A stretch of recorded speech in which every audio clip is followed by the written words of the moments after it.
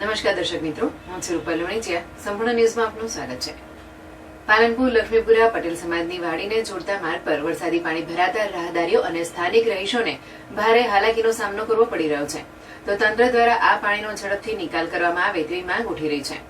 પાલનપુર નગરપાલિકા દ્વારા તાજેતરમાં શહેરના જુદા જુદા વિસ્તારોમાં ભરાતા વરસાદી પાણીનો નિકાલ કરવાની કામગીરી હાથ ધરવામાં આવી હતી, પરંતુ પાલનપુર લક્ષ્મીપુરા પટેલ સમાજની વાડીને જોડતા માર્ગ ઉપર સામાન્ય વરસાદમાં પણ પાણી ભરાઈ રહે છે, જેથી તંત્ર દ્વારા શોષ કૂવો તો બનાવવામાં આવ્યો છે, પરંતુ તેમાં પાણી ઉતરતું નથી, જેના કારણે મુખ્ય રોડ ઉપર જ પાણી ભરાઈ રહે છે, જેથી સામાન્ય વરસાદમાં જ પાણી ભરાઈ જતા ત્યાંના સ્થાનિક રહીશોને તેમજ રાહદારી અને વિદ્યાર્થીઓને અવરજવર કરવામાં મુશ્કેલી પડી રહી છે. તો તંત્ર દ્વારા આ વરસાદી પાણીનો ઝડપથી નિકાલ કરવામાં આવે તેવી માંગ ઉઠી રહી છે. આ સમૂહ લગ્ન વાડી રોડ લક્ષ્મીપુરા છે. સંસ્કાર સોસાયટી, વીઆઈપી સોસાયટી અને રોડનગર ચારોને વચ્ચે મળતો રસ્તો છે. આ રસ્તો વર્ષોથી અહીંયા ભરાય છે અને આ તો થોડો વરસાદ પડ્યો છતાંય આટલું ભરાઈ જાય છે.